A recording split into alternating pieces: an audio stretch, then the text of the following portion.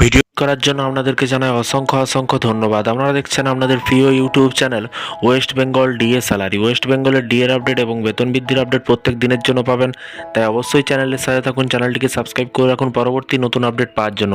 কি বলা হয়েছে, ফিফথ পে কমিশন ডিএ এরিয়ার লেটেস্ট আপডেট দেখতেই পাচ্ছেন।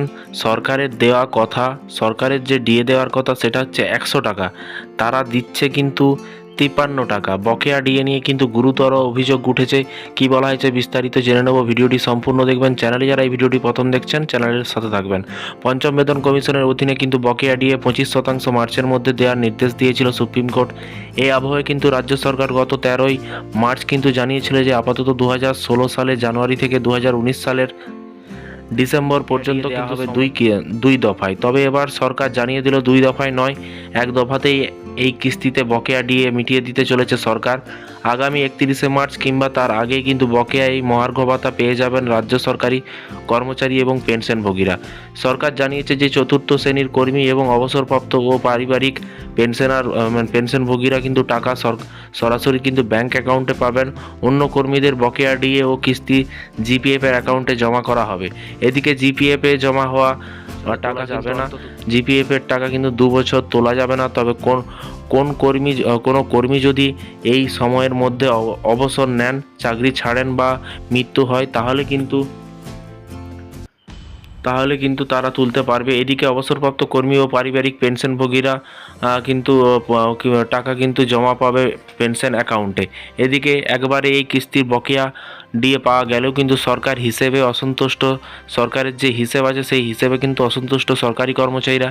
এই নিয়ে কিন্তু ডিএ আন্দোলনকারীদের অভিযোগ যে প্রাপ্য টাকা দিচ্ছে না সরকার, তার থেকে অনেক কম পরিমাণ টাকা দেওয়া হচ্ছে। এবং কর্মীদের এই নিয়ে কিন্তু সংগ্রামী যৌথ মঞ্চের অন্যতম ভাস্করবাবু বলেন যে all India consumer price index মেনে কিন্তু পরিমাণের টাকা সরকারি কর্মচারীদের পাওয়ার কথা তারা কিন্তু পাচ্ছে না। যেখানে রাজ্য সরকারের 100 টাকা দেওয়ার কথা সেখানে তারা পাঠিয়েছে যে মাত্র 53 টাকা। পোর্টালের মাধ্যমে বকেয়া টাকার পরিমাণ জেনে নেওয়ার পরে কিন্তু কম টাকা দিচ্ছে। এবং প্রসঙ্গত দীর্ঘ কয়েক বছর ধরেই সুপ্রিম কোর্টে ঝুলেছিল পশ্চিমবঙ্গ রাজ্য সরকারি কর্মচারীদের বকেয়া ডিএ মামলা। উল্লেখ্য, সুপ্রিম কোর্টে রাজ্য সরকারি কর্মচারীদের ডিএ সংক্রান্ত যে মামলাটি চলছে সেটা কিন্তু পঞ্চম বেতন কমিশন সংক্রান্ত। 2016 সাল থেকে কিন্তু সেই মামলা চলছে। এই মামলাটি স্টেট অ্যাডমিনিস্ট্রেটিভ ট্রাইব্যুনালের কলকাতা হাইকোর্টে হয়ে কিন্তু সুপ্রিম কোর্টে এসেছে। প্রথমে স্যাটে জয় পেয়েছিল রাজ্য সরকার, তারপর থেকে প্রতিটি ক্ষেত্রেই জয় পেয়েছে রাজ্য সরকারি কর্মচারীরা। এর আগে ডিএ মামলায় সুপ্রিম কোর্টে ভৎসনার মুখে পড়তে হয়েছিল রাজ্য সরকারকে, কারণ 2025 সালে বকেয়া ডিএর অন্তত 25% মেটানোর নির্দেশ দিয়েছিল সুপ্রিম কোর্ট। সেই নির্দেশ কিন্তু সরকার মানেনি এবং পরে কিন্তু ফের সুপ্রিম কোর্টে দ্বারস্থ হয়েছিল মমতা সরকার। তবে কিন্তু সেখানেও সরকারের হার হয় শেষ পর্যন্ত। তো ফ্রেন্ডস, বিষয়টি বুঝতে পারছেন। এই ছিল আজকে একটি ছোট্ট আপডেট। এই ধরনের প্রতিদিন সরকারি কর্মচারীদের বিভিন্ন রকমের লেটেস্ট আপডেট পেতে অবশ্যই চ্যানেলটিকে সাবস্ক্রাইব করে আসতে ভুলবেন না। ভালো থাকবেন, সুস্থ থাকবেন এবং নিজের খেয়াল রাখবেন।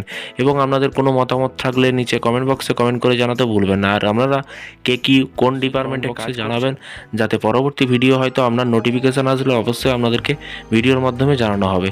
তাই চ্যানেলটিকে সাবস্ক্রাইব করে রাখুন।